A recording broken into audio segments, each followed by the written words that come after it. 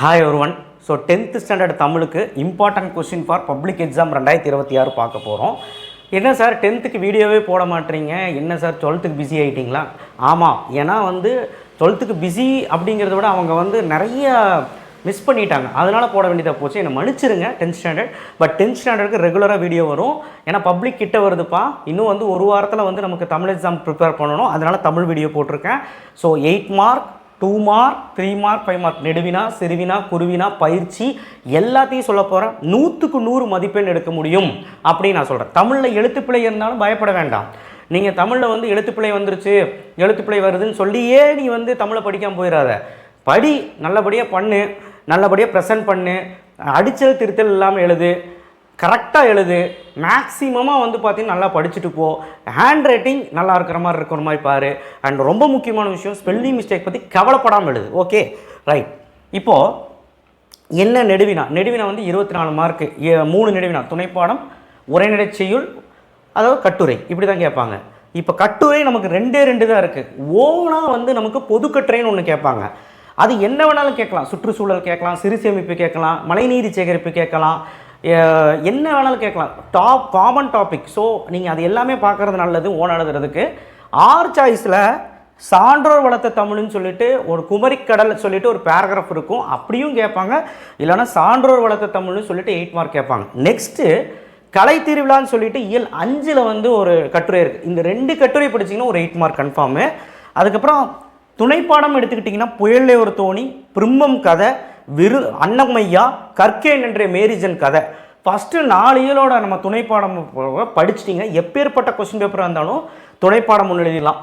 அதுக்கப்புறம் செய்யுள் உரைநடை தான், ஈஸியாக இருக்க கொஸ்டின்ஸ் தான் கொடுத்துருக்குறேன். ஸோ 8 மார்க் 3மே வந்துடும். இப்போ என்னன்னா, ஒரு 8 மார்க்காக எடுக்கிறதுக்கு என்ன பண்ணணும்னா, குறிப்பு சட்டகம் போடணும்.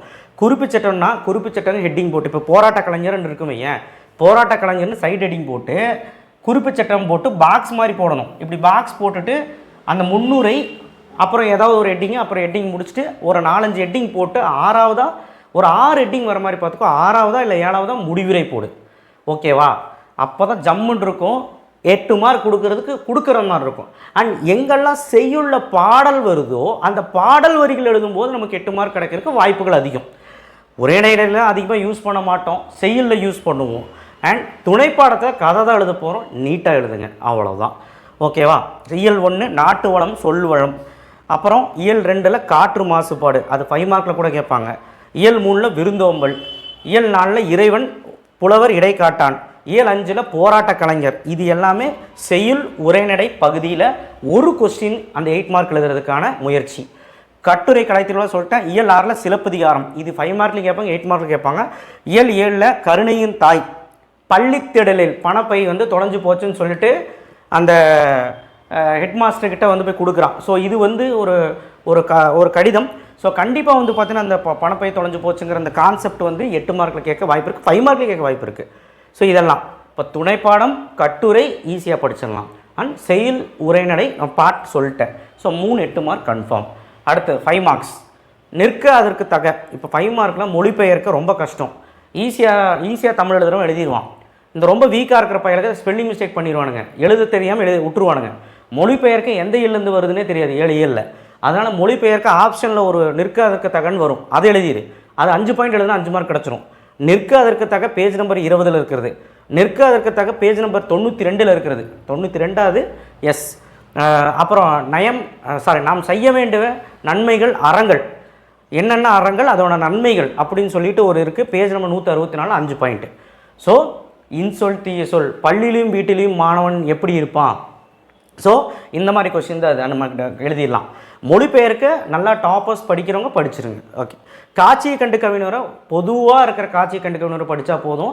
நல்லா படிக்கிறவங்க வேணால் எல்லா எல்லையும் பாருங்கள். பொதுவாக நீங்கள் என்ன காட்சியை கண்டு கவிஞரை கேட்டாலும் நம்ம கவிதை எழுதிடலாம், ஒரு 10 வரியில் எழுதிடலாம். நான் அதுக்கு உங்களுக்கு PDF தரேன், இப்போ வேண்டாம், நீங்கள் இப்போ கொஸ்டின் ஆன்சர்ஸ் எல்லாம் படித்து முடிச்சுருங்க. நம்ம பப்ளிக் முன்னாடி கொஞ்சம் ஒரு வாரத்துக்கு முன்னாடி கொடுத்துருவோம். கடிதம் 5 மார்க். என்னென்ன கடிதம்?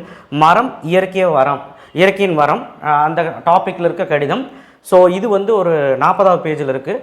உணவு விடுதி, உணவு கெட்டு போச்சுன்னு சொல்லிட்டு ஒரு கம்ப்ளைண்ட் லெட்டர், பேஜ் நம்பர் 64. உழவு தொழிலுக்கு வந்தனை செய்வோம்னு சொல்லிட்டு இது பொங்கல் மலர் அப்படின்னு சொல்லிட்டு இந்த கடிதம் ரொம்ப இம்பார்ட்டன்ட். Page number 139. மின்விளக்கு வசதி செய்து தரம் வேண்டி ஒரு கட்டுரை வந்து கட்டுரைங்கிற மாதிரி கடிதம் வந்து பேஜ் நம்பர் 162 இருக்குது. ஸோ இதுலேருந்து ஏதோ ஒன்று வந்துடும், நமக்கு ஆப்ஷன்லேயும் வரலாம், இல்லை ஏதோ ஒன்று வந்துடும். படிவம் தான் இருக்கிறதுல ஈஸி. அவனே படிவம் கொடுத்துருவான். பப்ளிக் எக்ஸாமில் 4 படிவமும் தருவான். 4ல் நீ ஒரு படிவம் தான் எழுத போகிற, மீதி படிவம்னா ஸ்ட்ரைக் அவுட் பண்ணிடணும். பேப்பர் ப்ரெசன்டேஷன் காட்டும்போது சொல்கிறேன், சரியா? பயப்பட வேண்டாம். இப்போது விளையாட்டு மேம்பாட்டு ஆணை பேஜ் நம்பர் 21, பணிவாய்ப்பு வேண்டி தன் விவரப்பட்டியல் பேஜ் நம்பர் 43, நூலக உறுப்பினர் படிவம் பேஜ் நம்பர் 90, மேல்நிலை வகுப்பு சேர்றதுக்கு பேஜ் நம்பர் 140. இந்த படிவமெல்லாம் பார்த்துக்கோங்க. திருக்குறள், அதாவது ஒரு சிறுவினா கேட்பான் தெரியுமா 5 மார்க்கில். ஃபஸ்ட்டு அது சிலப்பதிகாரம் கேட்கலாம், திருக்குறள் கேட்கலாம், இல்லை 8 மார்க்கே 5 மார்க்கே கேட்கலாம். எதெல்லாம் கேட்பான்னு நான் சொல்லிட்டேன், ஓகேவா? வள்ளுவம் சிறந்த அமைச்சருக்கு அப்படின்னு சொல்லிட்டு ஒன்று இருக்குது.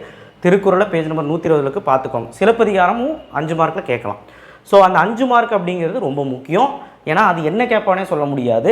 8 மார்க்லையும் கேட்கலாம், சிறுவினாலேருந்தும் கேட்கலாம். இயல் 1 சிறுவினா குருவினா வந்து கொஞ்சம் அதிகமாகவே கொடுத்துருப்பேன். காரணம் என்ன அப்படின்னா, உங்களுக்கு சில இலக்கண கொஸ்டின் ஆன்சர் வந்து எல்லா குருவினாலையும் கலந்துருக்கும். அப்போது அந்த இலக்கண கொஸ்டின் ஆன்சர் என்ன பண்ணுறாங்கன்னா, சிலதில் 2 மார்க்கில் கேட்டுறாங்க. 5 × 2 10 பயிற்சியில் இருக்குல்ல, அதில் கேட்டுறாங்க. ப்ளஸ் சாதா 2 மார்க்கையும் கேட்குறாங்க, குருவினாலையும் கேட்குறாங்க. ஸோ எது எப்படின்னே சொல்ல முடியல. ஸோ எதெல்லாம் வருமோ அதெல்லாம் நான் சொல்லியிருக்கேன். சிறுவினா வந்து நமக்கு வந்து ஈஸி. ஒன்று நமக்கு உரைநடையை 2 எழுதணும், இன்னொன்று செய்யுள் 2 எழுதணும். அதில் செய்யுளில் ஒன்று வந்து மனனம், பிரச்சனை கிடையாது, கம்பல்சரி. உரைநடையில் 2ல் 3ல் ஒன்று வந்து உரை பற்றி கொடுத்து எழுதுது, காம்ப்ரிஹென்ஷன் மாதிரி, அது ஓனாகவே எழுதிடுவேன். அப்போது மொத்தமாகவே 2 சிறுவினா தான் எழுத போகிறோம், உரைநடை ஒன்று செயல் ஒன்று. அதுக்கு நிறையா படிக்க வேண்டிய தேவையே கிடையாது. நான் சொல்கிற கொஸ்டின்ஸ் மட்டும் படித்தா போதும். இப்போதைக்கு இந்த கொஸ்டின்ஸ்லாம் படித்து வச்சிரு. இயல் 1ல் கண்டிப்பாக ஏதோ ஒன்று வரும். சிறுவினான் 1 2 3 பார்த்துரு. அடுத்து இயல் 2 குருவினா சிறுவினா. இயல் 3லையும் பார்த்துரு, இயல் 4லையும் பார்த்துரு. பொதுவாகவே சிறுவினா ஒரு 2 தான் கொடுத்துருக்கேன், படிச்சிரு. இயல் 7 முடி குருவினா சிறுவினா உனக்கு கொடுத்துருக்குறேன், பார்த்துரு. ஒரு சிறுவினா எப்படி எழுதுனா மார்க் கிடைக்கும் அப்படின்னா, ஜஸ்ட் ஒரு 4 to 6 பாயிண்ட்ஸ் என்னெல்லாம் உனக்கு நல்லா தெரியுமா பாயிண்ட் போட்டு எழுது. குருவினானா ஜஸ்ட் ஒரு 2 to 4 பாயிண்ட்ஸ் நல்ல பாயிண்ட் போட்டு அழகாக எழுது, சைட் எடிட் போட்டு உனக்கு மார்க் ஃபுல் மார்க் கிடச்சிரும். மனப்பாட பகுதி வந்து கம்பல்சரி இல்லையா? அன்னை மொழியே, காலக்கணிதம், காசி காண்டம், திருவிளையாடற் புராணம், இந்த 4 மட்டும் ஏன் செலக்ட் பண்ணால், இந்த 4 படிச்சுன்னா ஏதோ ஒன்று எழுதிடலாம், மாறி கூட வராது. இந்த 4 ஆப்ஷனில் வரும்ல, 2 கொடுத்த ஒன்று, அப்போ இந்த 4 படித்தா எழுதிடலாம். ஓகே. திருக்குறள் எல்லாமே படிக்கணும், அதில் வந்து இம்பார்ட்டன்ட்லாம் சொல்ல முடியாது. திருக்குறள் வந்து 2 மார்க்கில் கம்பல்சரியில் உள்ள குருவினால் எழுதிடலாம், எல்லா குறளும் படிச்சுங்க. அடுத்தது பயிற்சிக்கு வந்துட்டோம். பயிற்சி 2 மார்க்கு. இயல் 1ல் பிழைகளை இதில் தான் மார்க்கே விடுறீங்க எல்லோரும். இதில் பகுபது உறுப்புக்கணம் படிச்சிங்கன்னா அந்த பிரச்சனையே வராது. இலக்கண கொஸ்டின் ஆன்சர் 1 2 கேட்பான். நான் தான் சொல்கிறேன்ல, அதுலேருந்தே நம்ம வந்து மார்க் எடுத்துடலாம்.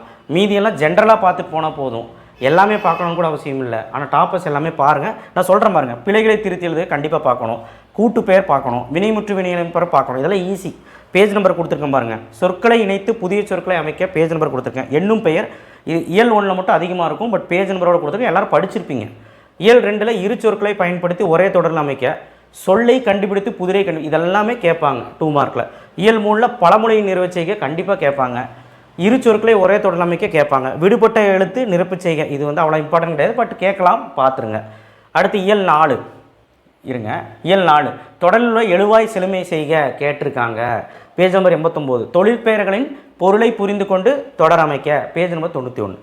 இயல் 5 தொடர்களை அடைப்புக்குள் குறிப்பிட்டு உள்ளவாறு மாற்றுக, ஸோ பேஜ் நம்பர் 111 இருக்குது. தொடரில் விடுபட்ட வண்ணங்கள் உங்கள் எண்ணங்களாக மாற்றுக, பேஜ் நம்பர் 114. இயல் 6ல் பின்வரும் தொடர்களை கொண்டு பொருத்தமான தொடர் அமைக்க, பேஜ் நம்பர் 139. தொடரை படித்து விடையை தேர்ந்தெடு, இதுவும் கேட்கலாம். இயல் 7 மரபு தொடர்கள், இதுவும் கேட்கலாம், பேஜ் நம்பர் 160. ஓகே. ஸோ இதெல்லாமே வந்து நீங்கள் கான்செப்ட் தான், எல்லாமே வந்து பார்த்திங்கன்னா சின்ன சின்னதாக தான் இருக்கும், 2-3 கொஷின்ஸ் தான் இருக்கும். அடுத்தது ஊமையை பயன்படுத்தி சொற்களை, இதுவும் கேட்டிருக்காங்க. சொற்களை பிரித்து பார்த்து பொருள் தருக, இதுவும் கேட்டிருக்காங்க. பொருத்தமான நிறுத்திற்குடைய இதுவும் கேட்டிருக்காங்க. இது சில டைம் 3 மார்க்கில் கேட்பான். அந்த அணி அலையிடுதல் வரும்ல, அந்த செஷனில் கேட்பான். அந்த இலக்கண கொஸ்டின் ஆன்சரும் அந்த செஷனில் கேட்பான், சரிங்களா? இப்போ என்னது ஆசிரிப்பாவின் பொது இலக்கணம் என்று, வெண்பாவின் பொது இலக்கணம் அப்படியும் கேட்பான். அதுவுமே நான் கொடுத்துருக்குறேன், பயப்படாதீங்க.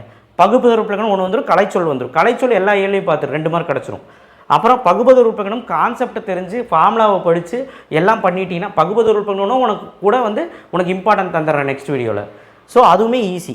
அணி வந்து ஊமை அணி, சொல் பின்வரும் நிலையணி, வஞ்சப்புகழ்ச்சி அணி, சொற்பொருள் பின்வரும் நிலையணி. இந்த அணி எல்லாமே நீங்கள் வந்து பார்த்து தான் ஆகணும். அணி எப்படி எழுதுவேன்? அணி வந்து அணியோட டெஃபினிஷன், அணியோட எடுத்துக்காட்டு, அதுக்கான எடுத்துக்காட்டு, அணி விளக்கம், அணி பொருத்தம், இவ்வளவும் எழுதும்போது தான் அந்த 3 மார்க் கிடைக்கும். சார் அணிக்கு பதிலாக நான் அழகிடுதல் எழுதக்கூடாதா? எழுதலாம். அழகிடுதல் எல்லாத்துக்குமே ஒரு பிரச்சனை என்னென்னா, அந்த சூத்திரத்தை மறந்துடுவேன், இல்லை அப்படின்னா அந்த எதுக்கு எது வரும்னே உனக்கு தெரியாது. ஸோ அந்த கான்செப்டை கரெக்டாக புரிஞ்சுக்கிட்டேன் அப்படின்னா அழகிடுதல் வந்து ரொம்ப ஈஸி, ஓனவே எழுதலாம். இப்போ அழகிடுதல் தெரிஞ்சு வைக்கிறது நல்லது, அண்ட் இலக்கண கொஸ்டின் ஆன்சர் தெரிஞ்சு வைக்கிறது நல்லது, 2 எழுதிடலாம்.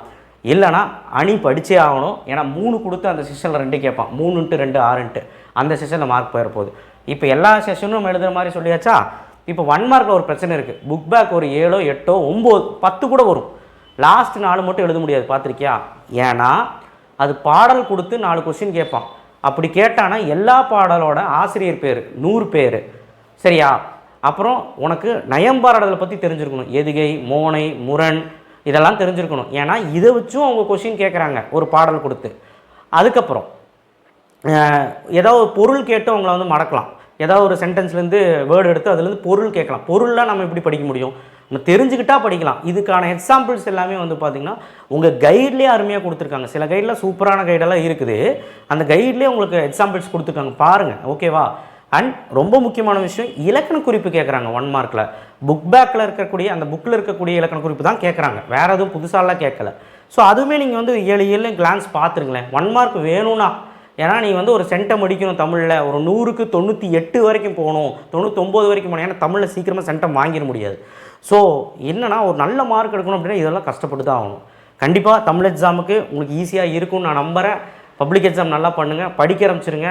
இப்போவே தமிழ் படித்தாலும் சரி, இல்லை லாஸ்ட் 5 நாள் படித்தாலும் சரி. ஏன்னா இப்போ மேக்ஸ், சயின்ஸ், சோஷியல் படிக்க வேண்டிய நேரம். கண்டிப்பாக டைமை வேஸ்ட் பண்ணிங்க, படிங்க. அடுத்த வீடியோவில் மேக்ஸை பற்றி வந்து பேசுகிறேன். நிறைய விஷயங்கள் உங்கள்கிட்ட பேச வேண்டியது இருக்குது. சப்ஸ்கிரைப் பண்ணுங்கள், லைக் பண்ணுங்கள். தேங்க்யூ.